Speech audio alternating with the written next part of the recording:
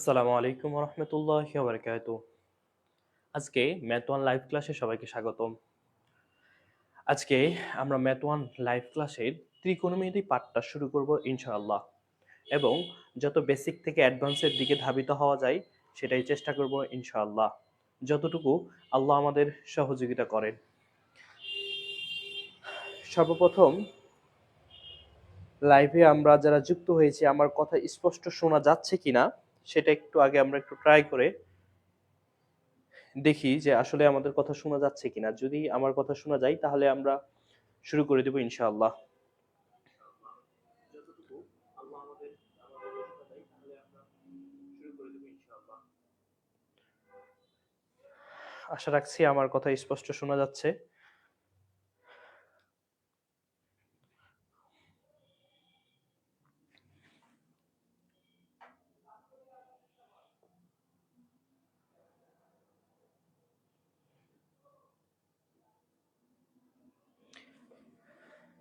তাহলে চলো শুরু করি ত্রিকোণমিতি।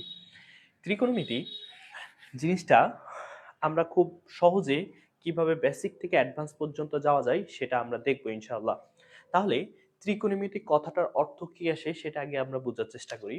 যে এখানে আমরা যদি কথাটুকু একটু ভেঙে ভেঙে লিখি, ঠিক আছে? ত্রি মানে হচ্ছে তিন, ত্রি মানে হচ্ছে তিন, কোণ মানে হচ্ছে কোণ, আর মিতি মানে হচ্ছে পরিমাপ করা। আমরা পরিমাপ করাটার অর্থই হচ্ছে মিতি বোঝায়। তাহলে তিন কোণের পরিমাপ, তিন কোণের পরিমাপ। আমাদের তিন কোণের সমষ্টি যে জিনিসটা আমরা পাই, তিন কোণের সমষ্টি যে জিনিসটা পাই সেটাই হচ্ছে আমাদের ত্রিকোণমিতি। মূলত এই তিন কোণকে নিয়ে যে আলোচনা করে সেটাই হচ্ছে ত্রিকোণমিতি। যে এই যে তিনটা কোণ, এখন তিনটা কোণ আমরা বিভিন্ন জিনিসে দেখতে পাই। তিনটা কোণ কি পাই? বিভিন্ন জিনিসে দেখতে পাই।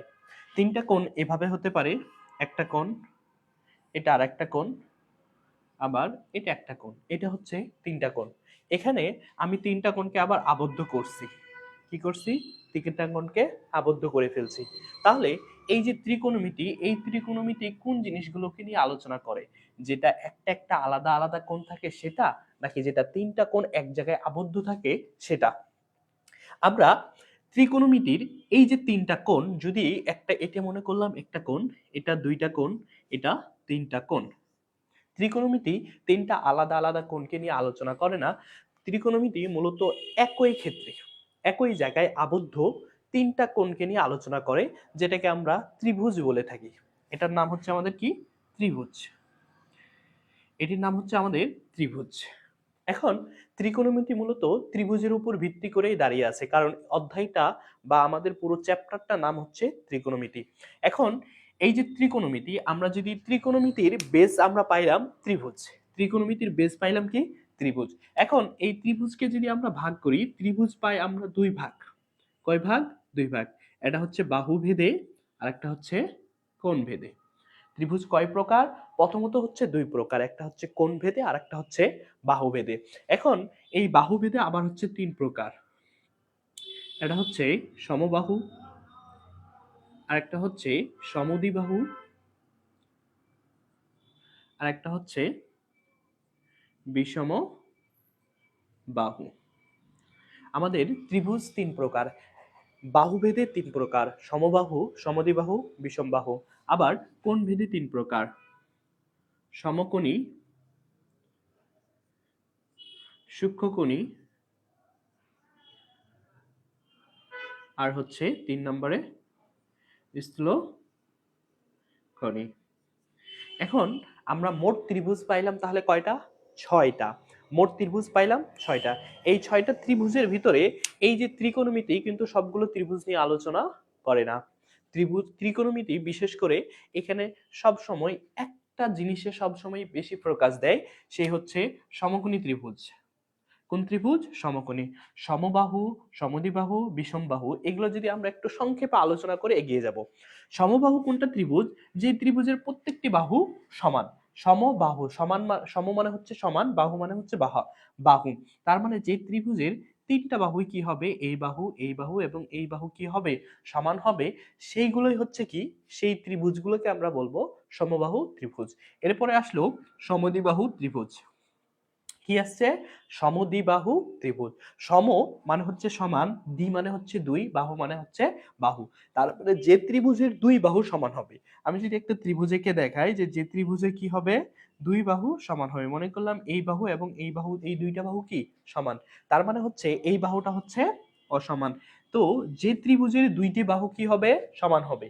যে ত্রিভুজের দুইটি বাহু সমান হবে সেই ত্রিভুজকে আমরা কি বাহু ত্রিভুজ বলবো? সমদ্বিবাহু ত্রিভুজ বলবো। এরপর হচ্ছে বিষম বাহু ত্রিভুজ। কি বাহু ত্রিভুজ? বিষম বাহু ত্রিভুজ। তো এই ত্রিভুজের তিনটা বাহুই অসমান, যে কোনো একটা আমরা দিতে পারি, এভাবে দিতে পারি অথবা এভাবে দিতে পারি, দুইটা একই হয়ে গেল। এভাবেও দিতে পারি, আবার এভাবেও দিতে পারি, মানে যে কোনো ভাবে তিনটা বাহু যদি অসমান হয় তাহলে সেই ত্রিভুজকে আমরা কি বলবো? সেই ত্রিভুজকে বলবো আমরা বিষমবাহু ত্রিভুজ। এখন এটা গেল হচ্ছে কি ত্রিভুজের ক্ষেত্রে, বাহুর ক্ষেত্রে। এবার যদি আমরা কোণের ক্ষেত্রে লক্ষ্য করি, সমকোণী। কি কোণী? সমকোণী। সমকোণী ত্রিভুজ কোনটাকে বলে? যে ত্রিভুজের একটা কোণ সমকোণ। একটা ত্রিভুজের কয়টা কোণ? তিনটা। এক, দুই, তিন। একটা ত্রিভুজের তিনটা কোণ, তিনটা বাহু। আমরা তিনটা বাহু অনুসারে দেখলাম, এবার তিনটা কোণ অনুসারে দেখব। তো সমকোণী যে ত্রিভুজের একটা কোণ কি কোণ? সমকোণ বা 90 ডিগ্রি। একটা কোণ কি কোণ? সমকোণ বা 90 ডিগ্রি। তাহলে এই কোণটার মান হচ্ছে কত? 90। তাহলে যে ত্রিভুজের একটা কোণ হচ্ছে সমকোণ বা 90 ডিগ্রি তাকে আমরা কি ত্রিভুজ বলবো? সমকোণী ত্রিভুজ বলবো। এবার সূক্ষ্মকোণী। সূক্ষ্ম মানে ছোট, সূক্ষ্ম মানে ছোট, সূক্ষ্ম মানে ছোট কার থেকে ছোট? 90 এর থেকে ছোট। 90 এর থেকে ছোট, তার মানে কোন ত্রিভুজের যদি কি হয়, একটা কোণ হচ্ছে 90 ডিগ্রি থেকে ছোট হয়। যেমন আমরা যদি এভাবে দেখি, তাহলে এই কোণটা হচ্ছে কি 90 ডিগ্রি থেকে ছোট। 90 ডিগ্রি এতটুকু, আর এটা হচ্ছে কি 90 ডিগ্রি থেকে ছোট, তার মানে এটা হচ্ছে কি কোণী? সূক্ষ্মকোণী ত্রিভুজ। এবার স্থূলকোণী। এগুলো হচ্ছে আমাদের 5-6 এর পড়া। এখন আমি একটু জাস্ট রিমাইন্ড করতেছি, একটু জাস্ট কি করতেছি? রিমাইন্ড করতেছি। স্থূলকোণী মানে হচ্ছে বড় একটা কোণ। স্থূলকোণী মানে কি? এটা বড় কোণ। কিসের থেকে বড়? 90 এর থেকে বড়। কার থেকে বড়? 90 এর থেকে বড়। যদি আমি একটা ত্রিভুজ অঙ্কন করি, এই হচ্ছে আমাদের কি কোণী? স্থূলকোণী ত্রিভুজ। এইখানে হচ্ছে আমাদের 90 ডিগ্রি কোণ, এটা হচ্ছে 90 ডিগ্রি থেকে বেশি। তো যে ত্রিভুজের কোণ 90 ডিগ্রি থেকে কোনো একটা ত্রিভুজের যদি কোণ কি হয় 90 ডিগ্রি থেকে বেশি হয়, তাহলে সেই ত্রিভুজের কি হবে? সেই ত্রিভুজটাকে বলবো আমরা স্থূলকোণী ত্রিভুজ। এখন কথা হচ্ছে, আমরা ত্রিভুজ পাইলাম প্রথমত দুই প্রকার, তারপরে একটা হচ্ছে বাহুভেদে, একটা হচ্ছে কোণভেদে। বাহুভেদে ত্রিভুজ তিন প্রকার: সমবাহু, সমদ্বিবাহু এবং হচ্ছে কি বিষমবাহু। আবার কোণভেদে তিন প্রকার: সমকোণী, সূক্ষ্মকোণী আর স্থূলকোণী।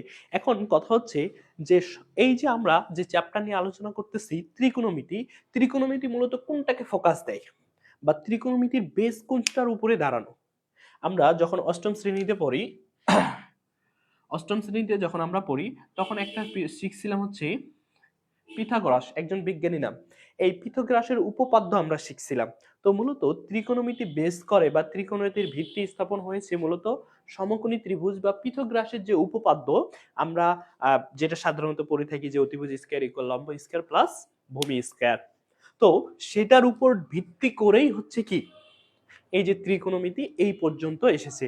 মূলত পিথাগোরাসের উপপাদ্যর উপর হচ্ছে বেস, পিথাগোরাসের উপর ভিত্তি করেই হচ্ছে আমাদের সম্পূর্ণ ত্রিকোণমিতি আমরা নির্ভর করে থাকি। তাহলে এখানে আমরা যে 6টা ত্রিভুজ পেলাম, 6টা ত্রিভুজের প্রতি মধ্যে সমবাহুর আলোচনা খুবই কম, সমদ্বিবাহুর আলোচনা খুবই কম, বিষমবাহুর আলোচনা খুবই কম। আমি যে নেই সেটা বলতেছি না, আমরা যখন হচ্ছে ত্রিভুজের ধর্মাবলী দেখব তখন দেখব সমবাহু আসবে, সমদ্বিবাহু আসবে, আসবে। এখন বিশেষ করে সূক্ষ্মকোণী, স্থূলকোণী এই দুইটার ব্যবহার নেই বললেই চলে। এখন এইখানে সব থেকে মোস্ট ভেরি ভেরি ইম্পর্টেন্ট হচ্ছে সমকোণী ত্রিভুজ। সমকোণী ত্রিভুজের সব থেকে বেশি আলোচনা করা হচ্ছে কে? ত্রিকোণমিতি। আমরা যত প্রবলেম সলিউশন করব, যদি 100 প্রবলেম দেখি 100 প্রবলেমের ভিতরে প্রায় 60+ প্রবলেম হচ্ছে সমকোণী ত্রিভুজের ভিতর থেকে। তাহলে সমকোণী ত্রিভুজের যদি আমরা A to Z শিখতে পারি, সমকোণী ত্রিভুজ কি সেটা জানতে পারি, তাহলে ত্রিকোণমিতি আমাদের কাছে খুবই সহজ হয়ে যাবে। আচ্ছা, আমার কথা এবং আমার লেখা কি অস্পষ্ট বা কোনো কিছু সমস্যা হলে অবশ্যই আমাকে কমেন্ট করে জানাতে হবে। আমরা যারা ভিডিওটা দেখছি, আমার কথা কোনো কিছু কি সমস্যা মনে হচ্ছে? সমস্যা হলে অবশ্যই কমেন্টে বা আমার কোনো কথা বুঝা না গেলে অবশ্যই আমাকে কমেন্ট করে জানাতে হবে।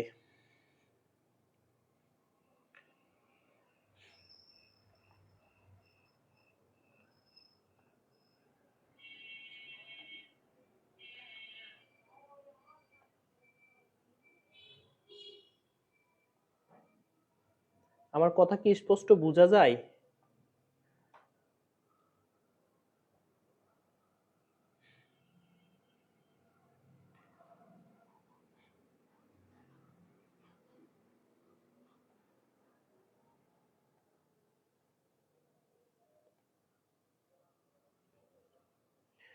আমি একটু চেক দিয়ে আবার ক্লাসে চলে যাব ইনশাআল্লাহ।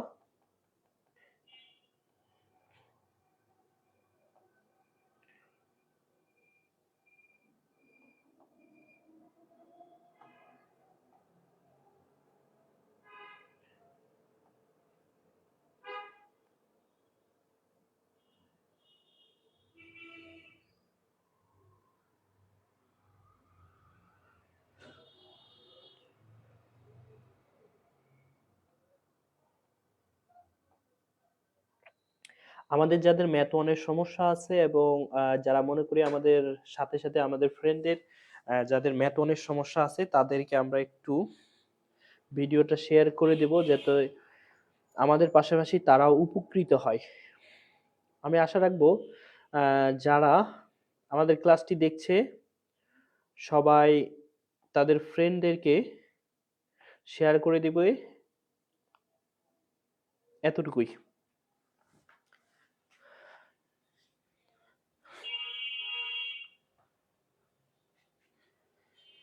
তাহলে চলো শুরু করি আবার।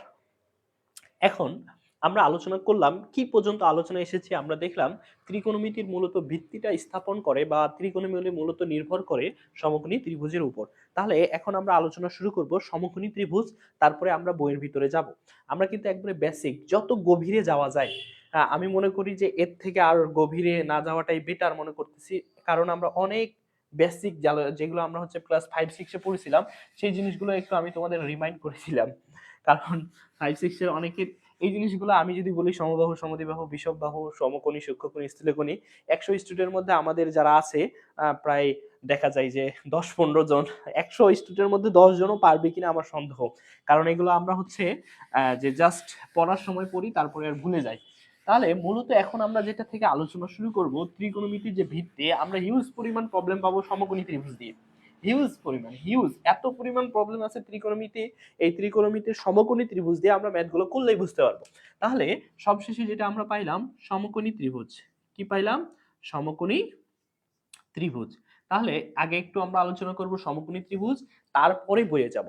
সমকোণী ত্রিভুজ তুমি যদি ভালো করে ক্লিয়ার হও, ভালো করে যদি বুঝতে পারো, তাহলে তোমার জন্য পুরো ত্রিকোণমিতিটা অনেক অনেক অনেক সহজ হয়ে যাবে। তাহলে সমকোণী ত্রিভুজ এটা হচ্ছে আমাদের সমকোণী ত্রিভুজ, এটা হচ্ছে আমাদের সমকোণ। এখন কথা হচ্ছে যে সমকোণী ত্রিভুজের তিনটা জিনিস আছে।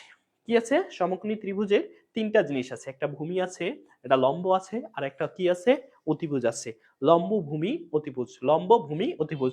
আমাদের অধিকাংশের একটা জিনিস প্রবলেম হয় যে আমরা লম্ব এবং ভূমিটা চিনতে পারি না। সাপোজ আমি যদি ত্রিভুজটা এভাবে দিয়ে দিই, ত্রিভুজটা এভাবে, এটা যদি আমাদের 90 ডিগ্রি কোণ দেয়, এটা আমাদের 90 ডিগ্রি কোণ, তাহলে অনেকেই বলতে পারে না যে এখানে ভূমি কোণটা, কোনটা লম্ব, কোনটা অতিভুজ। এখানে খুবই সহজ, যে আমাদের সমকোণীর বিপরীতে যে বাহুটা থাকবে, সমকোণের বিপরীতে, সমকোণ মানে কত? 90। সমকোণ মানে কত? 90। সমকোণ মানে কত? 90। সমকোণ মানে হচ্ছে 90 ডিগ্রি। অনেক সময় অনেকে এটাও ভুল করে, যখন ক্লাসে জিজ্ঞাসা করে অনেকেই ভুল করে যে সমকোণ মানে কত ডিগ্রি, 90 ডিগ্রি ভুলে যায়। আবার সরল কোণ মানে কত কোণ? সরল সরল কোণ হচ্ছে 180 ডিগ্রি। সরল কোণ কত ডিগ্রি? 180 ডিগ্রি। এটাকে বলা হয় সরল কোণ, আর এটাকে বলা হয় সমকোণ বা 90 ডিগ্রি। এখন কথা হচ্ছে যেটা বললাম যে সমকোণের বিপরীতে সবসময় কি থাকে? এই সমকোণের বিপরীতে কি থাকবে? সমকোণের বিপরীতে হচ্ছে অতিভুজ থাকবে। সমকোণের বিপরীতে কি থাকবে? অতিভুজ থাকবে।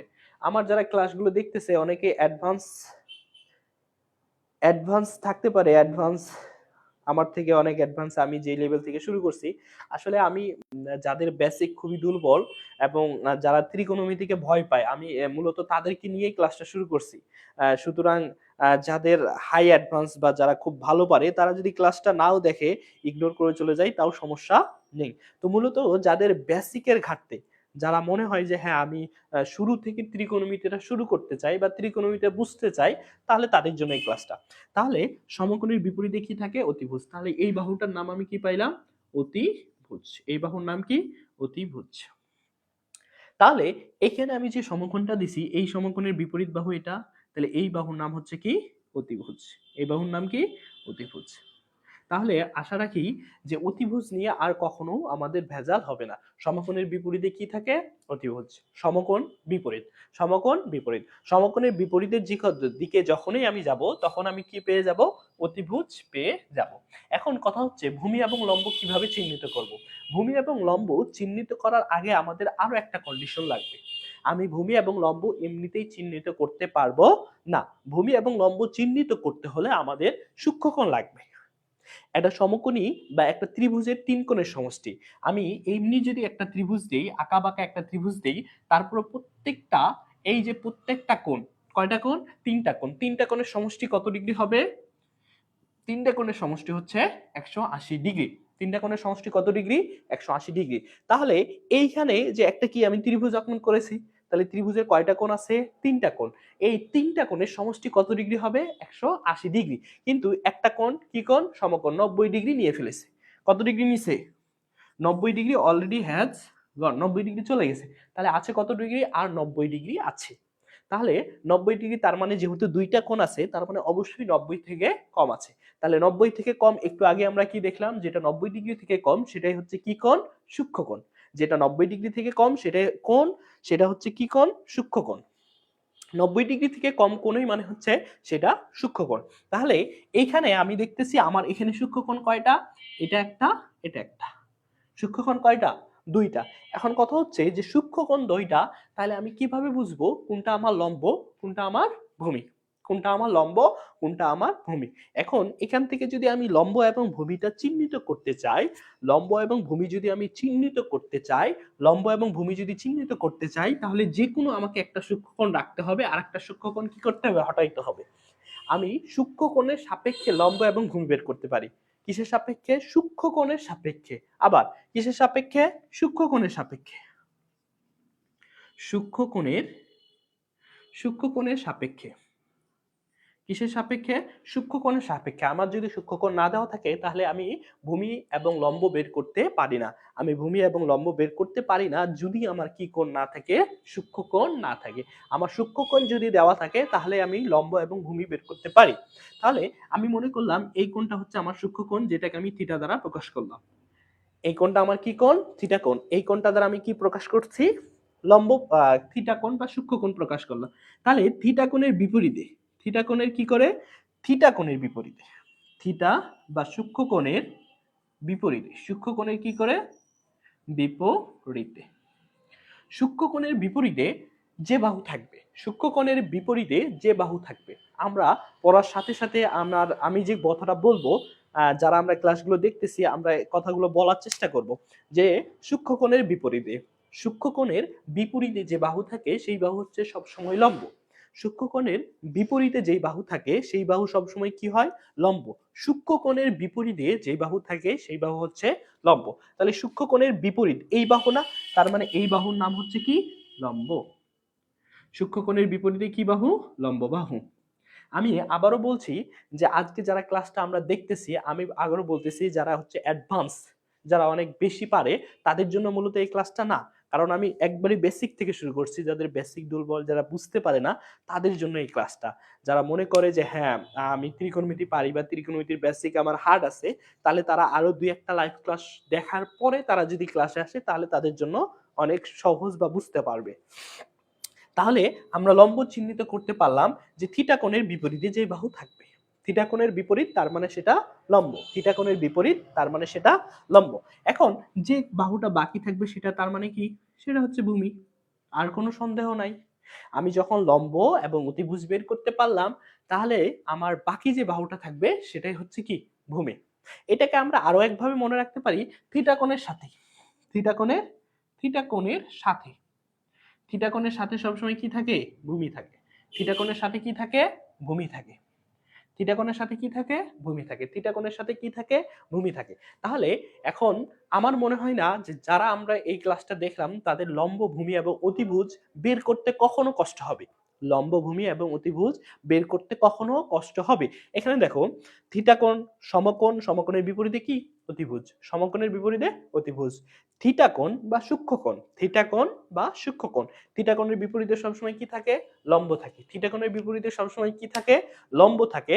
অথবা থিটা কোণের সাথে কি থাকে? ভূমি থাকে। অথবা থিটা কোণের সাথে কি থাকে? ভূমি থাকে। এখন কথা হচ্ছে যখন আমার এভাবে ত্রিভুজটা থাকবে তখন আমরা এই সূত্র দিয়ে এটা বের করতে পারি। মনে করলাম এটা হচ্ছে আমার কি কোণ? থিটা কোণ। তাহলে থিটা কোণের বিপরীত কোণটা? এটা। তাহলে তার মানে এটা কি? লম্ব। অথবা থিটা কোণের সাথে কি আছে? যে বাহু আছে সেটা হচ্ছে কি? ভূমি।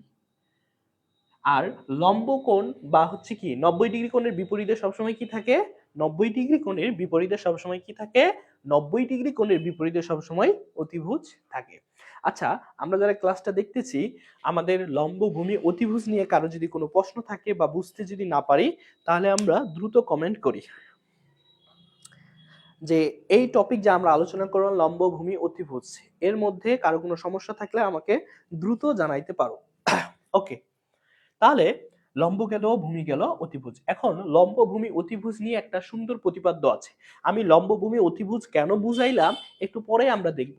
এই যে লম্ব, ভূমি, অতিভুজ নিয়ে হিউজ পরিমাণ কি আছে? ম্যাথ আছে। যখন আমরা ম্যাথগুলো করব তখন আমাদের লম্ব লাগবে, ভূমি লাগবে, অতিভুজ লাগবে।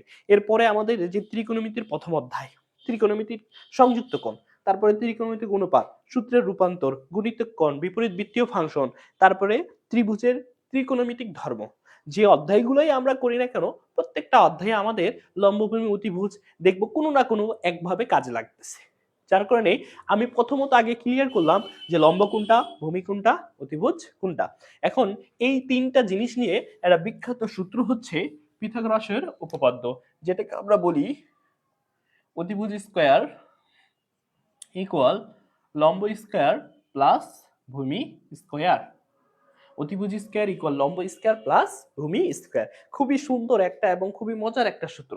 খুবই সুন্দর এবং খুবই মজার একটা সূত্র হচ্ছে যে অতিভুজ স্কয়ার ইকুয়াল লম্ব স্কয়ার প্লাস ভূমি স্কয়ার। অতিভুজ স্কয়ার ইকুয়াল লম্ব স্কয়ার প্লাস ভূমি স্কয়ার। আমাদের এমনও অনেক স্টুডেন্ট আছে যারা হচ্ছে আমরা এই সূত্রটাও বলতে পারি না। এর থেকে বড় দুঃখজনক আর কি হতে পারে? এই সূত্রের প্রমাণটা আমরা যারা ক্লাস দেখতেছি তাদের মধ্যে যদি কেউ ভিন্ন জগৎ যেয়ে থাকে, কোথায়? ভিন্ন জগৎ। ভিন্ন জগতে যে সায়েন্স পার্ক আছে সেই সায়েন্স পার্কে কিন্তু এই যে অতিভুজ ইকুয়াল লম্ব প্লাস ভূমি, ওইখানে একটা জিনিস আছে যেখানে হচ্ছে কিছু ম্যাটেরিয়ালস বা গোল গোল বল আছে, যে বলগুলো আমরা যদি আলাদা আলাদা করে দিই তাহলে দেখবো অতিভুজ বাহুতে যে জিনিসগুলো আছে সেটা ভূমি এবং লম্বতে পুরোপুরি মেকআপ হয়ে যায়। তো পিথাগোরাস আসলে মূলত এই কথাটা বলে নাই। পিথাগোরাস মূলত এই কথাটা বলে নাই। পিথাগোরাস বলে গেছিল একটা, সেটার রূপভেদ হচ্ছে এটা। পিথাগোরাস কিন্তু এটা বলে নাই যে অতিভুজ স্কয়ার ইকুয়াল লম্ব স্কয়ার প্লাস ভূমি স্কয়ার। আমরা পিথাগোরাসের উপপাদ্য যেটা ছিল সেটা কিন্তু সাধারণত মুখস্থ করি না, এটা মুখস্থ করি। তাহলে চলো আগে আমরা একটু দেখি যে পিথাগোরাসের উপপাদ্যটা আমরা একটু বোঝার চেষ্টা করি। পিথাগোরাস বলেছিল যে কোনো একটি সমকোণী ত্রিভুজ, আমরা ভালো করে যদি একটু খেয়াল করে শুনি তাহলে কিন্তু খুব সহজে এটা মনে থাকে যে কোনো একটি সমকোণী ত্রিভুজের অতিভুজের উপর অঙ্কিত বর্গাক্ষেত্রের ক্ষেত্রফল অপর দুটি বাহুর উপর অঙ্কিত বর্গাক্ষেত্রের ক্ষেত্রফলের সমষ্টির সমান। আবার কোনো একটি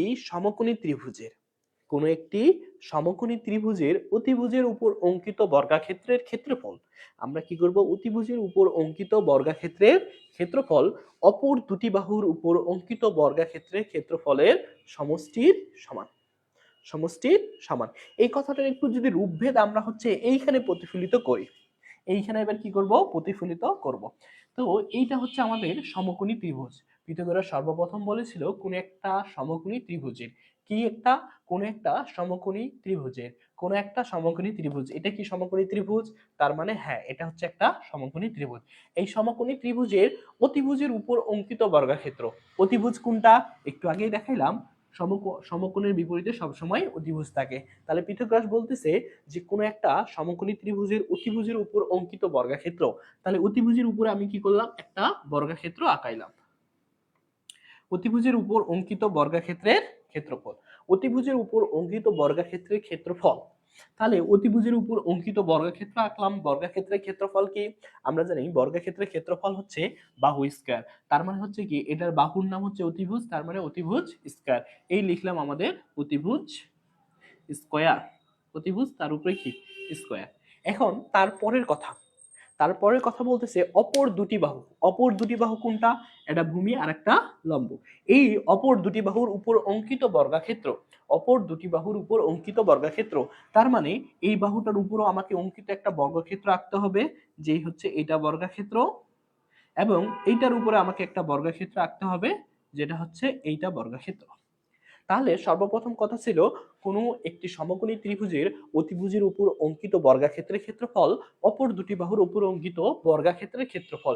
এই দুইটা বাহুর বর্গাক্ষেত্রের ক্ষেত্রফল, বর্গ আঁকছি, তাহলে এটার যদি ক্ষেত্রফল অঙ্কন করি তাহলে কি হচ্ছে লম্ব স্কয়ার, এটার বর্গ কি হচ্ছে লম্ব স্কয়ার, এটার বর্গ হচ্ছে কি ভূমি স্কয়ার। বলছে যে কোনো একটা সমকোণী ত্রিভুজের অতিভুজের উপর অঙ্কিত বর্গাক্ষেত্রের ক্ষেত্রফল অপর দুটি বাহুর উপর অঙ্কিত বর্গাক্ষেত্রের ক্ষেত্রফলের সমষ্টির সমান। এই হচ্ছে সমষ্টি, এই হচ্ছে সমান।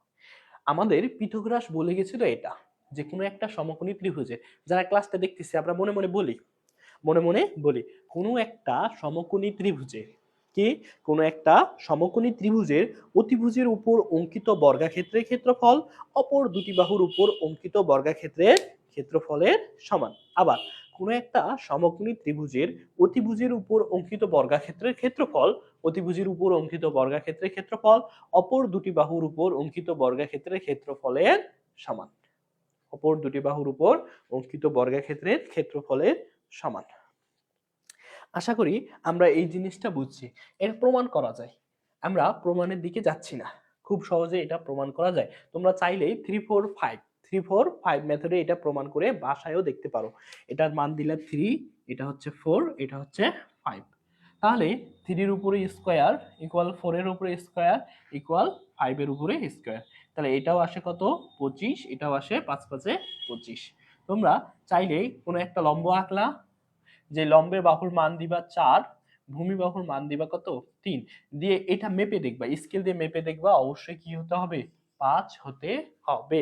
এটা অবশ্যই হতে হবে, অবশ্যই হতে হবে, এর দ্বিতীয় কোনো উপায় নেই, হতেই হবে। যদি কোণ 90 ডিগ্রি না হয় তাহলে কিন্তু মেটবে না। কোণ যদি 90 ডিগ্রি বা সমকোণ 100-এ 100 থাকে তাহলে অবশ্যই 3-4-5 মেথড অবশ্যই মিলতে হবে। তোমরা যাদের মধ্যে সন্দেহ আছে যে এটা মিলবে না, তাহলে তারা কি করবে, অবশ্যই ট্রাই করতে পারবো যে হ্যাঁ এটা মিলে কিনা। ওকে, তাহলে চলো আমরা শুরু করি, সামনের দিকে এগিয়ে যাই। তাহলে এতক্ষণ পর্যন্ত আমরা যা আলোচনা করলাম, ত্রিকোণমিতি জিনিসটা কি, ত্রিকোণমিতি কার উপরে বিশেষ করে ভিত্তি করে সেটা দেখলাম। তারপরে দেখলাম যে ত্রিভুজ কয় প্রকার, ত্রিভুজের উপরে মূলত দাঁড়িয়ে আছে কি ত্রিকোণমিতি। এখন এই ত্রিভুজ কয় প্রকার, ত্রিভুজ দেখলাম প্রথমত 2 প্রকার, একটা হচ্ছে বাহুভেদে, একটা হচ্ছে কোণভেদে। বাহুভেদে 3 প্রকার, সমকোণী সূক্ষ্মকোণী বাহুভেদে 3 প্রকার, সমবাহু সমদ্বিবাহু বিষমবাহু। কোণভেদে 3 প্রকার, সমকোণী সূক্ষ্মকোণী স্থূলকোণী। প্রত্যেকটা ত্রিভুজের সংজ্ঞা দেখলাম, চিত্র দেখলাম, এরপরে আলোচনা করলাম সমকোণী ত্রিভুজ। সমকোণী ত্রিভুজের সর্বোচ্চ যে একটা উপপাদ্য সেটা হচ্ছে কি লম্ব স্কয়ার ভূমি স্কয়ার ইকুয়াল অতিভুজ স্কয়ার, পিথাগোরাসের উপপাদ্য। সেই পিথাগোরাসের উপপাদ্যের ব্যাখ্যা দেখলাম, উপপাদ্য শিখলাম, তারপরে লম্ব বের করা শিখলাম, ভূমি বের করা শিখলাম, অতিভুজ বের করা শিখলাম।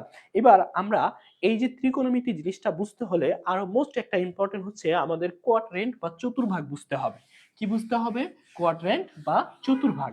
আমরা যদি প্রথম যে আমাদের ত্রিকোণমিতির ম্যাথমেটিক্স 1-এ আছে সংযুক্ত কোণ, এই সংযুক্ত কোণ সম্পূর্ণটা নির্ভর করে কার উপরে, ত্রিকোণমিতি সংযুক্ত কোণ, এটা সম্পূর্ণটাই আমাদের একটা জিনিসের উপরে আছে, সেটা হচ্ছে কি এই যে আমাদের চতুর্ভুজ। এই চতুর্ভাগ বা আমাদের কোয়াড্রেন্ট, এই কোয়াড্রেন্ট বা চতুর্ভাগ আমরা যদি কি করতে পারি, ক্লিয়ার হতে পারি, তাহলে কিন্তু আমাদের পুরো যে প্রথম অধ্যায়টা আছে, প্রথম অধ্যায় বা ত্রিকোণমিতির প্রথম অধ্যায় এবং হচ্ছে আমাদের ম্যাথমেটিক্স 1-এর 7 অধ্যায়, তাহলে এটা আমাদের কাছে অনেকটা সহজ হয়ে যাবে। আমি আবারও একটা কথা বলছি, যে আমাদের আজকের ক্লাসটা যারা অ্যাডভান্স শিক্ষার্থী আছে তাদের জন্য না।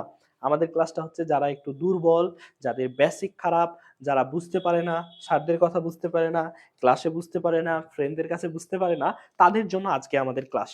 যে কতভাবে তোমাকে বোঝানো যায়, তুমি বুঝবে না, তার মানে তোমাকে আমি বুঝিয়ে ছাড়বো ইনশাআল্লাহ, যদি তুমি লেগে থাকো। যদি তুমি লেগে থাকো আমি তোমাকে ত্রিকোণমিতি অবশ্যই অবশ্যই শেখাবো ইনশাআল্লাহ। তবে তোমাকে লেগে থাকতে হবে এবং তোমার জানার এবং শিখার আগ্রহ থাকতে হবে। তুমি লেগে থাকো এবং জানার এবং শিক্ষার যদি আগ্রহ থাকে, তাহলে তোমাকে আমি ত্রিকোণমিতি এত সহজ করে দিব, এত সহজ করে দিব, যা তোমার কল্পনার বাইরে ইনশাআল্লাহ। তাহলে চলো শুরু করি কোয়াড্রেন্ট। এখন আমরা দেখব কি কোয়াড্রেন্ট, বা যেটার বাংলা নাম হচ্ছে কি চতুর্ভাগ। বাংলা নাম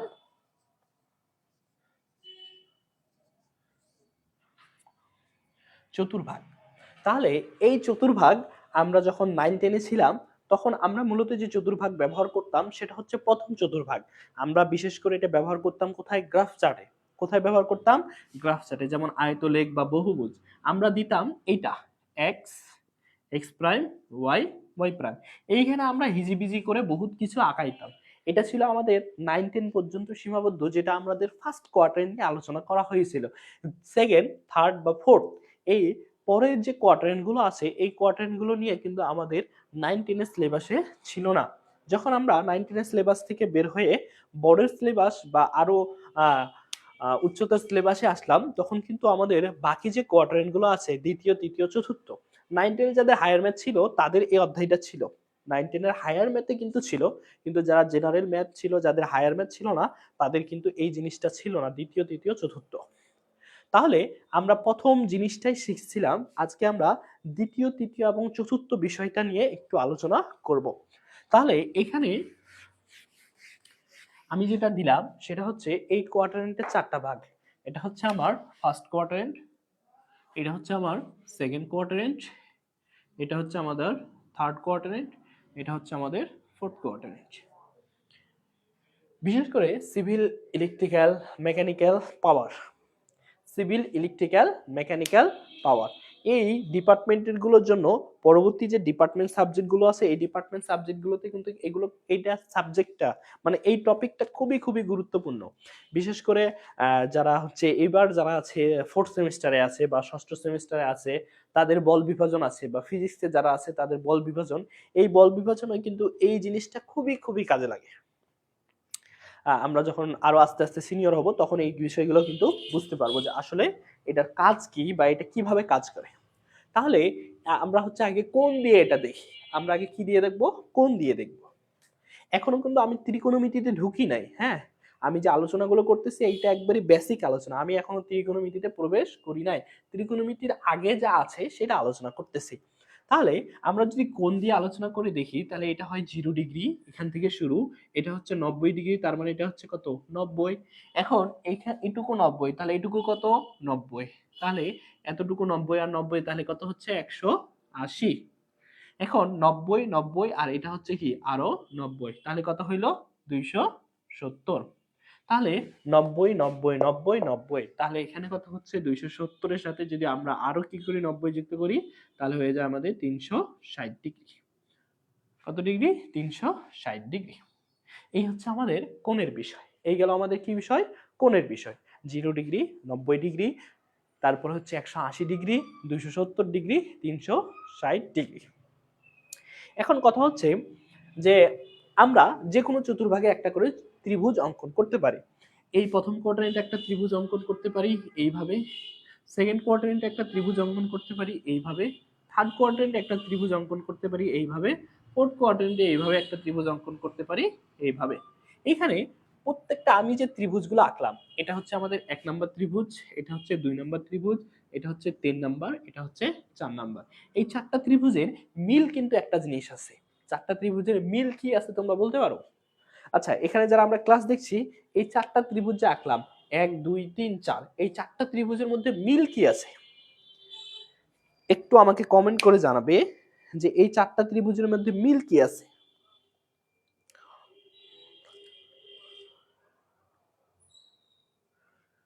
আমার কথা কি শোনা যায়?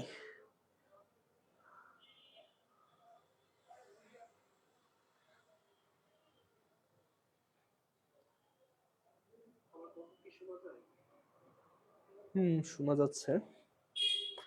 আচ্ছা, এই চারটা ত্রিভুজের মধ্যে মিল কি আছে একটু?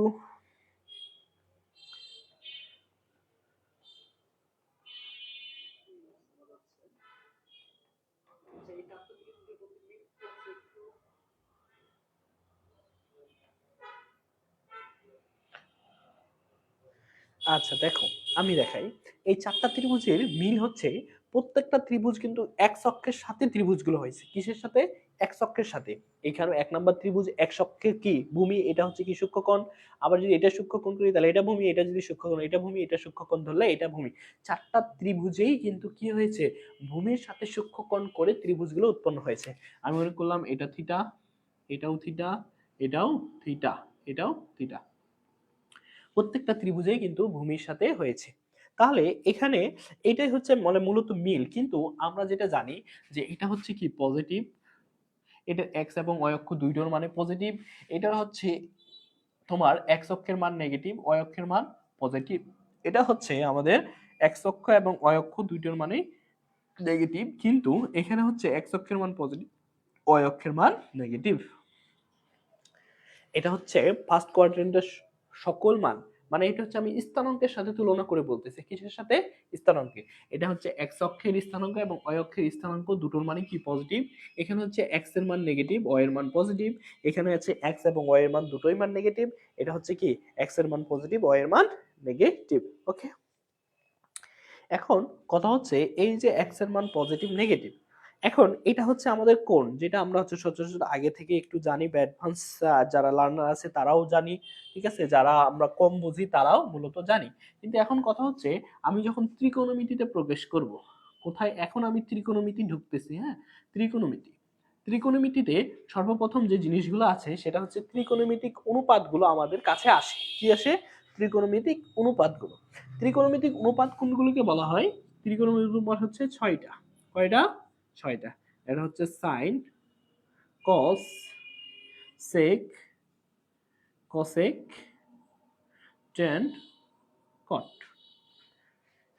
এই হচ্ছে ছয়টা হচ্ছে কি ত্রিকোণমিতিক অনুপাত। এই ছয়টা কি অনুপাত? ত্রিকোণমিতিক অনুপাত। এটা হচ্ছে সাইন, এটা হচ্ছে কস, সেক, কসেক, ট্যান, কট। এখন কথা হচ্ছে এই যে এগুলার হচ্ছে একটা আরেকটার সাথে সম্পর্ক আছে। কি আছে? একটা আরেকটার সাথে সম্পর্ক আছে। এখানে কথা হচ্ছে যখন আমরা ত্রিভুজের কোণ নিয়ে আলোচনা করব, কি নিয়ে আলোচনা করব? ত্রিভুজের কোণ নিয়ে আলোচনা করব। সাপোজ আমি মনে করলাম যখন আমি একটা ত্রিভুজ দিলাম, কি দিলাম? এই একটা ত্রিভুজ দিলাম, একটা ত্রিভুজ দিলাম। এখন ত্রিভুজের কয়টা জিনিস আছে? দুইটা জিনিস, একটা বাহু আর একটা কি কোণ। একটা হচ্ছে বাহু আর একটা হচ্ছে কি কোণ। এটা হচ্ছে বাহু আর একটা হচ্ছে কি কোণ। এটা হচ্ছে বাহু আর একটা হচ্ছে কি কোণ। এখন যখন এখানে আমরা যেমন সূত্র শিখছি, কিছু সূত্র শিখছি, যেমন কি সাইন থিটা, কি জানি?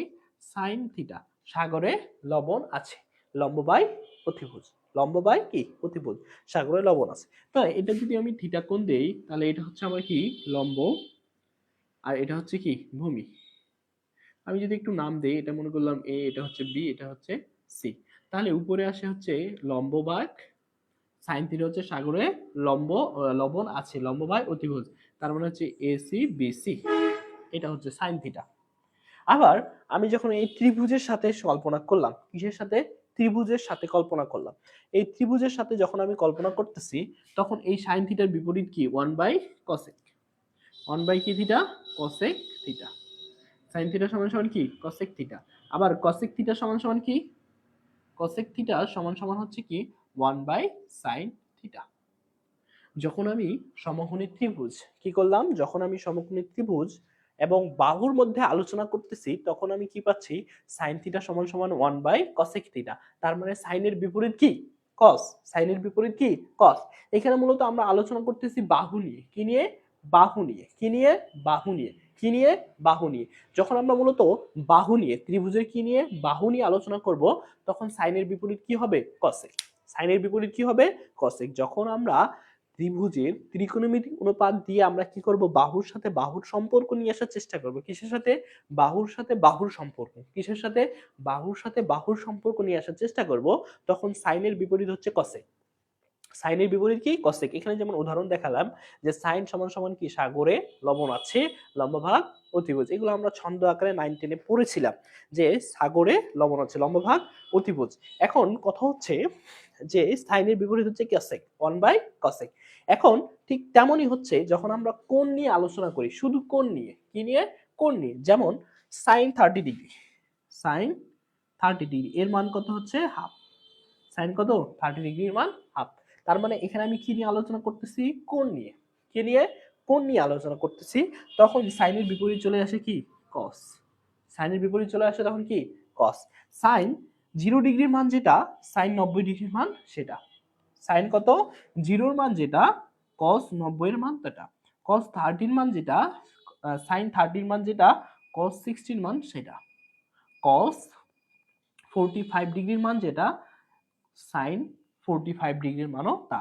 আবার সাইন 60 মান যত, কস 30 মান তত। সাইন 90 এর মান যত, কস 0 ডিগ্রির মান তত। এটা হচ্ছে আমাদের সাইন, এটা হচ্ছে আমাদের কস। তাহলে সাইন 30 আর হচ্ছে হয়ে গেল কি? কস 60। তাহলে কস 60 ডিগ্রির মান কত? কস 60 ডিগ্রির মান হচ্ছে হাফ। cos 60 মান কত? হাফ। তার মানে আমরা যখন শুধু বাহু নিয়ে আলোচনা করব, কি নিয়ে? শুধু বাহু নিয়ে, ত্রিভুজের কি নিয়ে? বাহু নিয়ে। এই জিনিসটা কিন্তু আমাদের সবসময় ভেজাল হয় যে আমরা সাইনের সাথে কসেক এবং কসকে গুলিয়ে ফেলি। কি করি? সাইনের সাথে কসেক এবং কসকে গুলিয়ে ফেলি। কি করি? সাইনের সাথে কস এবং কসকে এবং কসেককে গুলিয়ে ফেলি। তো এটা গুলিয়ে ফেলা যাবে না। যখন আমরা কোনো ত্রিভুজের বাহু নিয়ে আলোচনা করব, মানে বাহুর সাথে বাহুর সম্পর্ক, কি করব? বাহুর সাথে বাহু, লম্বভূমি অতিভুজ। কি নিয়ে? লম্বভূমি অতিভুজ। লম্বভূমি অতিভুজ নিয়ে আলোচনা করব, তখন সাইনের বিপরীত কি? কসেক। সাইনের বিপরীত কি? কসেক। কিন্তু যখন আমরা কোণ নিয়ে আলোচনা করব, sine 30 degree, sine 0 degree, sine 60 degree, sine 45 degree অথবা সাইন 90 ডিগ্রি, যখন আমরা কোণ নিয়ে আলোচনা করব, তখন তোমার হয়ে যাবে কি? কোণের বিপরীত। সাইনের বিপরীত হয়ে যাবে কস। সাইনের বিপরীত হয়ে যাবে কি? কস। এখন সাইন গেল, কস গেল এবং হচ্ছে কি? কসেক গেল। এখন এইখানে হচ্ছে এই কস এবং সেক একই। কস এবং সেক কি? একই। কস এবং সেক এটা হচ্ছে যখন আমরা বাহু নিয়ে আলোচনা করব। কি করব? বাহু নিয়ে আলোচনা। কার বাহু নিয়ে? ত্রিভুজের বাহু নিয়ে। কার বাহু নিয়ে? ত্রিভুজের বাহু নিয়ে। তখন cos থিটা সমান সমান কি? 1/sec theta. cos থিটা সমান সমান কি? 1/sec theta. যখন কি নিয়ে আলোচনা করতেছি? বাহু নিয়ে আলোচনা করতেছি। কি নিয়ে আলোচনা করতেছি? বাহু নিয়ে আলোচনা করতেছি। যখনই আমরা বাহু নিয়ে আলোচনা করব, তখন কি পাবো? 1/sec। তখন আমরা কি পাবো? 1/sec। আবার sec থিটা সমান সমান কি পাবো? 1/cos। sec থিটা সমান সমান কি পাবো? 1/cos theta. এখন tan এবং cot, tan এবং cot বাহু এবং কোণের ভিতরে একই থাকে। বাহুতে যা, কোণও তা। বাহুতে যা, কোণও তা। কিন্তু এই cos এবং sec মিলে যায় কোথায়? কোণের ক্ষেত্রে। এই যে sin cos তখন হয়ে যায় কি? sec আর হচ্ছে cosec। আমরা যখন 0 90 এটা মিল থাকে। যদি sec এর মান 0 ডিগ্রির মান যেটা, cosec এর 90 ডিগ্রির মান সেটা। sec এর 0 ডিগ্রির মান যেটা, cosec এর 90 ডিগ্রির মান সেটা। তাহলে এখন tan এবং cot বাহুতে যেটা মান থাকে, কোণেও সেটা মান থাকে। কোণেও তার বিপরীত। বাহুতে বিপরীত, কোণেও বিপরীত। tan এবং cot ঠিক থাকে। tan এবং cot ঠিক থাকে। tan এবং cot ঠিক থাকে। এখন কথা হচ্ছে তাহলে আমরা ব্যতিক্রম পাইলাম কোথায়? sin এবং cosec। বাহুতে কি? বিপরীত, কিন্তু কোণে বিপরীত হচ্ছে sin এবং cos। আবার বাহুতে হচ্ছে কি?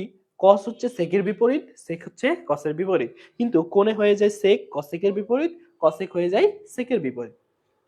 আর tan এবং cot বাহুতে যা, ভূমিতেও তা। tan থিটা সমান সমান আমরা কি লিখতে পারি? tan থিটা সমান সমান 1/cot থিটা। আবার cot থিটা সমান সমান 1/tan থিটা। আবার এখানেও tan থিটা এবং cot থিটা কি? একই। tan theta cot theta. সবগুলো মান কি হবে? উল্টো হবে। তার মানে বাহুতে এবং কোণে দুইটার মান একই থাকবে। এখন কথা হচ্ছে যখন আমরা কি করব? এই অনুপাতগুলোকে বর্গ করে দেব। অনুপাতগুলোকে কি করব? বর্গ করে দিব। তখন আবার একটু চেঞ্জ হবে। তখন কি হবে? আবার একটু চেঞ্জ হবে। তখন চলে আসবে কি? এই সেক চলে আসবে কার কাছে, ট্যানের কাছে, আর কসেক চলে আসবে কার কাছে, কটের কাছে, এবং সাইন এবং কস ঠিক থাকবে। যখন আমরা অনুপাতগুলোকে কি করব, বর্গ করব, অনুপাতগুলোকে বর্গ করব, তখন হয়ে যাবে কি, এই যে sine square theta plus cos square theta equal 1। আর একটা হচ্ছে কি, sec square theta minus tan square theta equal 1। আর একটা হচ্ছে cosec square theta minus cot square theta equal 1। তাহলে ব্যতিক্রম হচ্ছে কয় জায়গায়, 3 জায়গায়। যখন আমরা বাহু নিয়ে আলোচনা করলাম তখন সাইনের বিপরীত কি ছিল, যখন আমরা বাহু নিয়ে আলোচনা করলাম, কি নিয়ে আলোচনা করলাম, বাহু নিয়ে আলোচনা করলাম, তখন সাইনের বিপরীত হয়ে গেল কি, কসেক। যখন কসের বিপরীত হয়ে গেল সেক, ট্যানের বিপরীত কট। আবার যখন আমরা কোণ নিয়ে আলোচনা করলাম 0 degree, 30 degree, 45 degree, 60 degree, 90 degree, তখন সাইনের বিপরীত হইল কস, সেকের বিপরীত কসেক, ট্যানের বিপরীত কট। কিন্তু যখন আমরা অনুপাতগুলোর বর্গ করলাম, কি করলাম, অনুপাতগুলোর বর্গ করলাম, তখন সাইন এবং কস ঠিক থাকলো, সেক চলে গেল কার সাথে, টেনের সাথে, আর কসেক চলে গেল কটের সাথে। কসেক চলে গেল কার সাথে, কটের সাথে। কসেক চলে গেল কার সাথে, কটের সাথে। আমি আবারও একটা কথা বলতেছি, যে যারা আমাদের লাইভ ক্লাসটা দেখতেছি, মূলত আমাদের লাইভ ক্লাসটা হচ্ছে যাদের বেসিক দুর্বল, যাদের কি দুর্বল, বেসিক দুর্বল, যারা ত্রিকোণমিতিকে ভয় পায় তাদের জন্য মূলত আজকে আমাদের ক্লাসটা। যারা অ্যাডভান্স, যারা অনেক বেশি পারে, বা যারা হচ্ছে কি লিজেন্ড, তাদের জন্য আমাদের আজকের ক্লাস না। আমাদের আরো 2-3টা ক্লাস হওয়ার পরে আমরা আরো 1-2টা ক্লাস বেসিক আলোচনা করব। কারণ বেসিক বা ভিত্তি যদি তোমার মজবুত হয় তাহলে উপরে তুমি এমনিই উঠতে পারবা। তোমার যদি কি হয়, গোড়া যদি লড়বড়ে হয় তাহলে তুমি 5তলা বিল্ডিং উঠায়ও টিকবে না। আর গোড়া যদি মজবুত হয় তুমি একটু পরে উঠাও, কি করলা, ওই আমাদের সিভিল ইঞ্জিনিয়ার ভাষায়, যে তুমি গোড়া কি করলা না, ভিত্তিটা কি করলা না, মজবুত করলা না। ভিত্তি মজবুত করলা না, তুমি 5তলা বিল্ডিং বানাইলা, সেই বিল্ডিং 2 বছরও টিকলো না। আর তুমি কি করলা, ভিত্তিটা বা তোমার ভিত্তি বা গোড়াটা ঠিক রাখলা, গোড়াটা ঠিক রাখলা, 1 বছরে 5তলা না তুলে তুমি 5 বছরে 5তলা বিল্ডিং তুললা, সেই বছর তোমার 50 বছর বা 100 বছর চলে যাবে। তাহলে লাভবান হইল কে, ওই ভিত্তি নির্ভর করে 1 বছরে 5তলা দেওয়ার থেকে আমার ভিত্তি শক্ত করে 5 বছরে 5তলা দেওয়া অনেক ভালো। তো আজকে আমাদের ক্লাসটা মূলত যাদের ভিত্তি দুর্বল, বা যারা মনে করে যে আমি আমি ত্রিকোণমিতিকে অনেক ভয় পাই, বা ত্রিকোণমিতি আমার কাছে অনেক হার্ড, বা আমি ত্রিকোণমিতি ছেড়ে দিতে যাই, তাদের জন্য আজকে আমাদের ক্লাসটা। তাহলে চলো আমরা এইখানে যা যা দেখলাম, এইখানে আমরা প্রথমত যে জিনিসটা দেখলাম যে ত্রিকোণমিতি অনুপাত হচ্ছে 6টা। একটা হচ্ছে সাইন, কস, সেন, সেক, কসেক, ট্যান, কট। এখন এইগুলোর মধ্যে কিছু কি আছে, সাংঘর্ষিক আছে, একটা আরেকটার সাথে কি আছে, বিপরীত আছে, একটা আরেকটার সাথে যুদ্ধ করে, ফাইট করে। তাহলে সাইনের আমরা 3টা জিনিস পাইলাম। একটা হচ্ছে কি, এটা হচ্ছে কি বাহু, এটা হচ্ছে কি পাইলাম, বাহু। 2 নম্বরে পাইলাম কোণ, 2 নম্বরে কি পাইলাম, কোণ। 3 নম্বর হচ্ছে বর্গ, 3 নম্বর হচ্ছে কি, বর্গ। বাহুতে একটা বিপরীত হয়, কোণে একটা বিপরীত হয়, বর্গতে আরেকটা হয়ে যায়। তাহলে বাহুতে কি হয়, বাহুতে সাইনের বিপরীত কি, কসেক।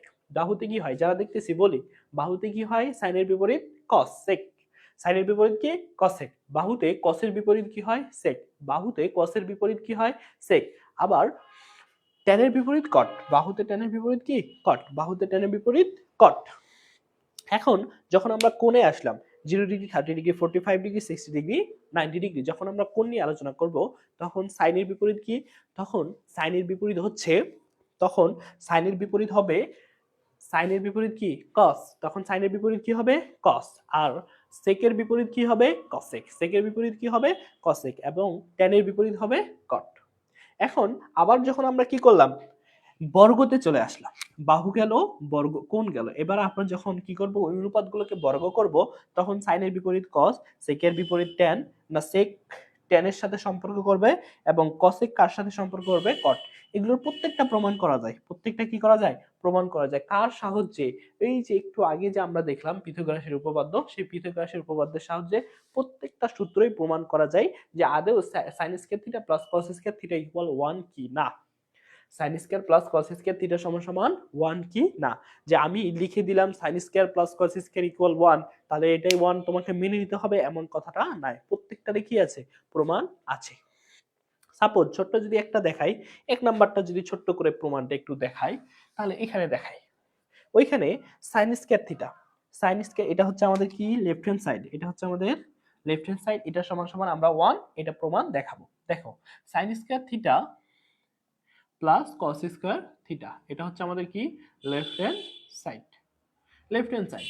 তাহলে সাইন স্কয়ার থিটা সমান সমান আমরা বাহু নিয়ে কাজ করব। সাইন স্কয়ার থিটা সমান সমান কি জানি, সাগরে লবণ আছে, লম্ব ভাগ অতিভুজ।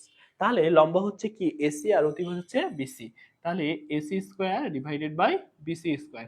যেহেতু সাইনের উপরে স্কয়ার ছিল তাহলে বাহুর উপরে তো অবশ্যই কি হবে, স্কয়ার হবে। এবার প্লাস ছিল প্লাস কস, কসের সূত্র কি জানি, কবরে ভূত আছে, ভূমি ভাগ অতিভুজ, ভূমি ভাগ অতিভুজ। ভূমি হচ্ছে এবি, অতিভুজ হচ্ছে বিসি। ভূমি হচ্ছে এবি, অতিভুজ হচ্ছে বিসি। এটার উপরেও স্কয়ার ছিল, স্কয়ার দিলাম। এবার আমরা কি করব, লসাগু করব। দুইটার লসাগু কি হচ্ছে বিসি স্কয়ার, তাহলে বিসি মিলে গেল AC square plus AB square. তাহলে এখন এসি স্কয়ার এবি স্কয়ার, এই যে সমকোণী ত্রিভুজ ছিল, এই সমকোণী ত্রিভুজে যদি আমরা পিথাগোরাসের উপপাদ্য দিই তাহলে কি হবে বলো দেখি। অতিভুজ স্কয়ার তার মানে কি বিসি স্কয়ার ইকুয়াল কি লব্ব স্কয়ার হচ্ছে এসি স্কয়ার, আর ভূমি হচ্ছে কি এবি স্কয়ার। তাহলে এবি আর এসি যেখানে থাকে সেখানে আমি কি লিখতে পারি, বিসি লিখতে পারি। তাহলে এখানে কি আছে, এবি এবং এসি আছে না, তাহলে এবি এবং এসির জায়গায় আমি কি লিখতে পারি, বিসি স্কয়ার। নিচে আমার ছিল বিসি স্কয়ার, তাহলে বিসি স্কয়ার কাটা থাকলো কি 1। এই যে রাইট হ্যান্ড সাইড প্রমাণিত, রাইট হ্যান্ড সাইড কি প্রমাণিত, রাইট হ্যান্ড সাইড প্রমাণিত। কি কঠিন কিছু আছে? এইভাবে প্রত্যেকটা প্রমাণ যত সূত্র আছে, আমি সূত্র চাইলে মুখস্থ রাখতে পারি, আবার যত সূত্র আছে সেগুলোর প্রমাণও দেখাইতে পারি। তাহলে অনেক ক্ষেত্রে আমাদের প্রমাণের প্রয়োজন হয় না, অনেক ক্ষেত্রে কি হয় না, প্রমাণের দরকার পড়ে না। তো সেই জন্য আমরা প্রমাণগুলো কি করি, ইগনোর করে চলি। তবে তোমার শিক্ষার সুবিধার্থে তোমার বেসিককে আরো ভিত্তি, বা তোমার যদি ভয় হয় যে আল্লাহ ভাই তো এটা লিখলো কিন্তু এটা কেমনে হয়, ভাই লিখলো বা একজন বিজ্ঞানী করে গেছেন, তাহলে সেটাকে আমি বিশ্বাস করে নিব, সেটা তো আমি বিশ্বাস করতে পারি না, সেটার প্রমাণ চাই। তো এইভাবেও প্রমাণ করা যায়। ওকে, তাহলে এখন আমরা মূলত যদি আরেকবার রিপিট করি যে আমরা কি কি দেখলাম, প্রথম থেকে রিপিট করি। আমরা প্রথমে যে জিনিসগুলো আলোচনা করলাম সেটা হচ্ছে ত্রিকোণমিতি নিয়ে আলোচনা করলাম। ত্রিকোণমিতি কি, কি নিয়ে আলোচনা করে, ত্রিকোণমিতির ভিত্তি কি, ত্রিকোণমিতির ভিত্তি পাইলাম কি ত্রিভুজ, ত্রিকোণমিতির ভিত্তিকে পাইলাম ত্রিভুজ। এই ত্রিভুজ কয় প্রকার, ত্রিভুজ হচ্ছে প্রথমত দুই প্রকার, একটা হচ্ছে বাহুভেদে আর একটা হচ্ছে কোণভেদে। বাহুভেদে কি কি সেগুলো দেখলাম, সেগুলোর আলোচনা দেখলাম। কোণভেদে কি কি, কত প্রকার, কি কি চিত্র সহ বিস্তারিত দেখলাম। এরপরে আমরা সমকোণী ত্রিভুজ দেখলাম, যে সবগুলো ত্রিভুজের থেকে সবচেয়ে বেশি আলোচনা করে ত্রিভুজ হচ্ছে সমকোণী ত্রিভুজ ত্রিকোণমিতিতে। তো সমকোণী ত্রিভুজের দেখলাম তিনটা বাহু আছে, একটা হচ্ছে ভূমি, একটা হচ্ছে লম্ব, আর একটা অতিভুজ। তাহলে আমরা প্রথমে ভূমি বের করা দেখলাম, তারপরে অতিভুজ বের করা দেখলাম, তারপরে লম্ব বের করা শিখলাম। এরপরে আমরা আসলাম হচ্ছে তারপরে আমরা দেখলাম হচ্ছে পিথাগোরাসের উপপাদ্য। কি দেখলাম, পিথাগোরাসের উপপাদ্য। তাহলে পিথাগোরাসের উপপাদ্য কি, কেমনে হয় না হয় সবকিছু দেখলাম। এরপরে আমরা কোয়াড্রেন্টে আসলাম। কোয়াড্রেন্টে এসে সর্বপ্রথম আমরা দেখলাম 0 degree, 90 degree, 180 degree, 270 degree, 360 degree. এখন ত্রিকোণমিতিতে ঢুকে আমরা দেখলাম ত্রিকোণের অনুপাত হচ্ছে 6টা, একটা sign, cos, sec, cosec, tan, কট। তাহলে sign, cos, sec, cosec, tan, কট এগুলোর মধ্যে সম্পর্ক আদৌ আছে কিনা। তাহলে সম্পর্ক যখন আমরা যাচাই করলাম তখন দেখলাম যে সম্পর্ক হচ্ছে কয়টা, তিন ভাবে সম্পর্ক হয়। একটা হচ্ছে বাহু দিয়ে, একটা হচ্ছে কোণ দিয়ে, আর একটা হচ্ছে বর্গ দিয়ে। তাহলে বাহু দিয়ে কিভাবে সম্পর্ক হয়, কে কার বিপরীত সেটা দেখলাম, যে বাহুতে সাইনের বিপরীত হয় কসেক, কসের বিপরীত হয় সেক, ট্যানের বিপরীত হয় কট। যখন আমরা কোণ নিয়ে আলোচনা করা দেখলাম যে সাইন 0, 30, 45, 60 অথবা 90, তখন আমরা দেখলাম সাইনের বিপরীত হয়ে যায় কে, কস, সেকের বিপরীত হয়ে যায় কসেক, এবং ট্যানের বিপরীত হয়ে যায় কট। এবার যখন আমরা কোণগুলোকে বা ত্রিকোণমিতিক অনুপাতগুলোকে যখন আমরা বর্গ করলাম, তখন আমরা যখন আমরা হচ্ছে কি করলাম, সম্পর্ক করলাম, তখন দেখি সাইনের বিপরীত কস হয়, সেকের বিপরীত ট্যান হয়, সেক এবং ট্যান হয়, এবং কস কি হয়ে যায়, কটের সাথে সম্পর্ক স্থাপন করে। এখন কথা হচ্ছে এই যে আমরা কোথায় আসবো, কোয়াড্রেন্টে আসবো। কোয়াড্রেন্টে আসলাম। এখন এই যে ছয়টা, কয়টা, ছয়টা, এই ছয়টাকে এখন আমাদের কি করতে হবে, কোয়াড্রেন্টে ভাগ করে দিতে হবে। তার মানে সম্পত্তি হচ্ছে কয়টা, একটা, দুইটা, তিনটা, চারটা। চারটা সম্পত্তিকে আমাদের কি করতে হবে, 6 জনের মধ্যে ভাগ করে দিতে হবে। তো এটা কি করতে হবে, সুষম বন্টন, কোনো দুর্নীতি করা চলবে না। আমরা যদি সুষম বন্টন না করি তাহলে আমাদের কিন্তু কি ভেজাল আছে। তাহলে চলো শুরু করি। আমাদের সুষম বন্টন করতে হবে কয়টাকে? 6টাকে। তাহলে এই যে আমরা সুষম বন্টন করব, প্রথমে সাইন এবং cos, sine cos, sec cosec tan cot. এখন এই 6 জনের মধ্যে যখন আমি বন্টন করতে চাইবো, 6 জনের মধ্যে কি করতে চাইবো? বন্টন করতে চাবো। তাহলে ঘর আছে আমার 4টা, আর লোক আছে কয়জন? 6 জন। তাহলে এখন আমি কিভাবে বন্টন করতে পারি বলো? আমি কিভাবে বন্টন করতে পারি? আমরা যদি 2টা করে দেই তাও হয় না, যদি একটা করে দেই তাও হয় না। কিন্তু আমাকে বলছে আমাকে বন্টন করতে হবে কি? সুষম বন্টন। তাহলে তোমাকে যদি বন্টনের দায়িত্ব দেয়, তাহলে তুমি কিভাবে বন্টন করবে সেটা বলো। তুমি কিভাবে বন্টন করবে সেটা বলো। তুমি কিভাবে বন্টন করবে সেটা বলো। তোমার বন্টন নীতি কিভাবে করবে? তুমি একটা দিয়েও পারতেছো না, 2টা দিয়েও পারতেছো না। তাহলে এখন আমরা এখানে যখন আসলাম, যখন দেখছি যে 4টা কোয়াড্রেন্ট, কয়টা কোয়াড্রেন্ট? 4টা কোয়াড্রেন্ট। অনুপাত হচ্ছে কয়টা? 6টা। অনুপাত হচ্ছে কয়টা? 6টা। তার মানে আমি চেষ্টা করব যে 2টা করে ভাগ করে দিতে। যদি 2টা করে ভাগ করি তাহলে একটা ঘর ফাঁকা থাকে। তো একটা ঘর আমরা ফাঁকা রাখি। তাহলে প্রথম যে চতুর্ভাগ আছে, বিজ্ঞানীরা এটা বহুত বিশ্লেষণ আলোচনা আছে বহুত। তো আমি অত আলোচনা যাচ্ছি না এখন গভীরে, যেহেতু রাত অনেক হয়েছে, প্রায় 11:30 বেজতে আসছে। আমরা খুব তাড়াতাড়ি শেষ করে দিব আর 5-7 মিনিটের ভিতরে।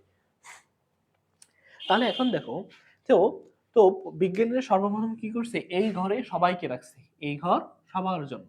এই ঘর কার জন্য? সাইনের জন্য, কসের জন্য, সেকের জন্য এবং কসেকের জন্য, সবার জন্য এই ঘর। তো 1 নাম্বার ঘর সবাই। তার মানে সবাই মানে সবাই সেখানে পজিটিভ, কেউ সেখানে নেগেটিভ না। যেখানে সবাই পজিটিভ সেটা হচ্ছে কোন কোয়াড্রেন্ট? First quadrant. ফার্স্ট কোয়াড্রেন্টে সবাই পজিটিভ। কেন পজিটিভ? যখন আমরা অঙ্কেতে যাব তখনই আমরা বুঝতে পারবো কেন সেটা পজিটিভ হইলো। তাহলে ফার্স্ট কোয়াড্রেন্ট হচ্ছে কি? পজিটিভ। এবার সেকেন্ড কোয়াড্রেন্ট। সেকেন্ড কোয়াড্রেন্ট একটু আগে দেখলাম আমরা কোন যখন নিয়ে আলোচনা করলাম বাহুর সাথে, তখন সাইনের বিপরীত কি ছিল? কসেক ছিল। তো সাইন এবং কসেক কি একজন আরেকজনের সাথে সম্পর্ক না? তাহলে দ্বিতীয় ঘর বিজ্ঞানীরা বিচার বিশ্লেষণ করছে, দেখছে যে দ্বিতীয় ঘর দেওয়া যাবে কাকে? সাইন এবং কসেককে। কাকে? সাইন এবং কসেককে। তাহলে দ্বিতীয় ঘর দিয়ে দিছে কাকে? সাইন এবং কসেককে। তৃতীয় ঘর দিছে ট্যান এবং কটকে। আর চতুর্থ ঘর দিছে কাকে? সেক ও কসকে। সেক এবং কি? কসকে। সেক এবং কসকে। এখন কথা হচ্ছে যে এখানে সবাই পজিটিভ, এখানে সাইন এবং কস হচ্ছে পজিটিভ, বাকিরা হচ্ছে কি? নেগেটিভ। এখানে ট্যান এবং কট হচ্ছে পজিটিভ, বাকিরা হচ্ছে নেগেটিভ। এখানে সেক এবং কস হচ্ছে কি? পজিটিভ, বাকিরা সবাই নেগেটিভ। এটা যদি আমরা একটা ছোট্ট উদাহরণের মধ্যে দেখি, ধরে নিলাম এই হচ্ছে 4টা এলাকা। এইটা হচ্ছে মাঝখানে একটা মোড় আছে, এখানে একটা স্কুল আছে, এখানে একজনের বাড়ি।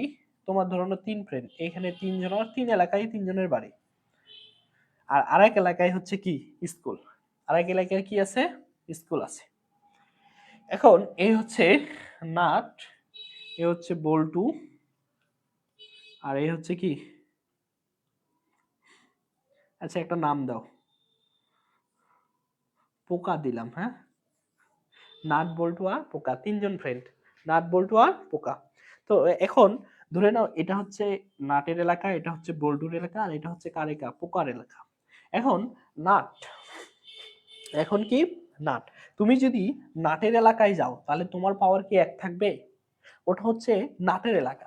তার মানে নাট যখন নিজের এলাকায় থাকবে তখন তার পাওয়ার বা শক্তিশালী অনেক বেশি, তার দিমাগ অনেক বেশি, তার দাপট অনেক বেশি। তার মানে যে যখন নিজের এলাকায় যে থাকবে তার দাপট বেশি। তাহলে নাট যখন থাকবে তার এলাকায় তখন তার কি? দাপট বেশি থাকবে। আবার যখন এই বল্টু যখন কি যাবে? নাটের এলাকায় যাবে, তখন কি তার ওইরকম শক্তি থাকবে? থাকবে না। অনুরূপ ভাবে যখন এই নাট এই বল্টুর এলাকাতে আসবে, বল্টুর এলাকায় বল্টু নিজের, ওই যে একটা কথাই আছে না, আপন গায়ে কুকুর রাজা। কি রাজা? আপন গায়ে কুকুর রাজা। তো ঠিক তেমনি যখন এই বল্টু নিজের এলাকায় থাকবে তখন তার নিজের শক্তিশালী, পাওয়ারফুল দেমাগ, দাপট বেশি থাকবে। কিন্তু ওই নাট, যে নাট হচ্ছে তার নিজের এলাকায় অনেক দাপট দেখায়, পাওয়ার দেখায়, যেখানে বল্টু দেখাইতে পারবে না, ওই নাট যদি আবার এই এলাকায় আসে তাহলেও কিন্তু সে কি করতে পারবে না? দাপট দেখাইতে পারবে না। তো এই নাটও এখানে এসে কি করতে পারবে না, দাপট দেখাইতে পারবে না। তার মানে নাটেরও এখানে দেমাগ কি হয়ে যায়, শেষ হয়ে যায়। এখন আসলো পোকা। পোকার নিজের এলাকায় কি থাকতে পারে, নিজে শক্তিশালী, নিজে দাপট, নিজে অহংকারী, নিজে মানে পুরো এলাকা শাসন করতে পারে এমন তার হচ্ছে কি আছে, ক্ষমতা আছে। কিন্তু সে চাইলেই কি করতে পারে না, বল্টু এবং নাটের এলাকায় এসে দাপট বা ক্ষমতা দেখাতে পারে না। আবার এরা দুইজন এই এলাকায় যায় দাপট দেখাতে পারে না। এখন কথা হচ্ছে, যখন এই তিন বন্ধু আবার যখন স্কুলে যায়, নাট গেল, পোকা গেল এবং বল্টু গেল, তখন স্কুলে কিন্তু সবাই কি সমান, নাকি সবার জন্য আলাদা আলাদা, কেউ রাজা কেউ প্রজা এরকম থাকে না, সবাই কিন্তু সমান হয়ে যায়। তো এই উদাহরণটা দেওয়ার কারণ হচ্ছে ঠিক এইটা, ঠিক এইটা। এটা হচ্ছিল আমাদের নাট, এটা হচ্ছে বল্টু, আর এটা হচ্ছে কি আমাদের পোকা। তো এই যে যখন বল্টু যখন নাটের এলাকায় যাবে তখন তার কি পাওয়ার কমে গেল, তার মানে কি সে নেগেটিভ। আবার এই বল্টু নাট যখন এর এলাকায় আসবে তখন সে তার পাওয়ার শেষ করে ফেলাইলো, তখন সে এখানে নেগেটিভ। এই যখন এই দুই ঘরে আসবে তখন সেও কি নেগেটিভ। কিন্তু এটা হচ্ছে সেই স্কুল যেখানে গেলে সবাই কি থাকবে, পজিটিভ থাকবে, বা সবার পাওয়ার ক্ষমতা কি থাকবে, সমান থাকবে। এই জন্য সবাই এই ঘরে পজিটিভ, সাইন কস এই ঘরে পজিটিভ, বাকি দুই ঘরে নেগেটিভ, এবং টেন কট এই ঘরে পজিটিভ, বাকি দুই ঘরে নেগেটিভ, সেক এবং কস এই ঘরে পজিটিভ, বাকি এই দুই ঘরে নেগেটিভ, কিন্তু এই ঘরে সবাই পজিটিভ। এখন এই ঘরে কি কাজ, এই ঘরে এর কি কাজ, এই ঘরে এর কি কাজ, এগুলো আমরা নেক্সট দিনে আলোচনা করব ইনশাআল্লাহ। আজকে এই হচ্ছে বিষয়। এখন এখানে আরো একটা জিনিস আজকে দিয়ে শেষ করব, সেটা হচ্ছে সেক এবং কস। সেক এবং কস এর সামনে যদি কোনো থিটা কোণ থাকে, সেক এবং কস এর সামনে যদি কোনো মাইনাস থাকে, থিটার সামনে যদি মাইনাস থাকে, সেটা অটোমেটিক্যালি কি হয়ে যায়, প্লাস হয়ে যায়। সেটা কি হয়ে যায়, অটোমেটিক্যালি প্লাস হয়ে যায়। কিন্তু সাইন কস না, সাইন কসেক ট্যান কট এর সামনে যদি কি গুণ থিটা থাকে, সেটা কোথায় আসে, বাইরে চলে আসে। এই ব্যাখ্যাটা আমরা নেক্সট দিন বা পরের ক্লাসে দেখব, যে কেন সেক এর সামনে মাইনাস আসলে সেটা সেক হয়ে যায়, প্লাস সেক হয়ে যায়, কেন কসের সামনে মাইনাস আসলে সেটা কস হয়ে যায়, কেন সাইনের সামনে মাইনাস আসলে সেটা মাইনাস সাইন থিটা হয়। এই দুইটা কেন পজিটিভ হয়ে গেল, পজিটিভ ভিই হয়ে গেল, আর এটা কেন নেগেটিভ, বা বাকিগুলো যেমন কসেকের সামনেও যদি কি থাকে, মাইনাস থিটা থাকে, সেটাও কি হয়ে যায়, মাইনাস কসেক থিটা হয়ে যায়। আবার টেন এর সামনে যদি কি থাকে, মাইনাস থিটা থাকে, সেটাও কি হয়ে যায়, মাইনাস টেন থিটা হয়ে যায়। আবার কটের সামনেও মাইনাস থিটা থাকলে সেটাও কি হয়ে যায়, মাইনাস কট থিটা হয়ে যায়। ওকে, তাহলে আজকে আমরা মূলত ত্রিকোণমিতির বেসিক যে বেসিক বা একবারই গোড়ার যে জিনিসগুলো আমরা মূলত জানা হয় না বা আলোচনা করা হয় না বা কোথাও কেউ শিখায় না, সেই জিনিসগুলোই মূলত আজকে আমরা আলোচনা করলাম এবং দেখলাম। ওকে, তাহলে আমরা নেক্সট ক্লাসে দেখব যে আমরা পড়াতে যাব একটু। হ্যাঁ, নেক্সট ক্লাসে আমরা পড়া শুরু করব ইনশাআল্লাহ। আচ্ছা, আজকে তোমাদের কারো কোনো প্রবলেম থাকলে বলতে পারো। এই পর্যন্ত যারা ক্লাস করলে তাদের কোনো যদি প্রবলেম থাকে তাহলে অবশ্যই জানতে পারো। আমি সেই প্রশ্নের উত্তরগুলো দিয়ে আজকে শেষ করব ইনশাআল্লাহ।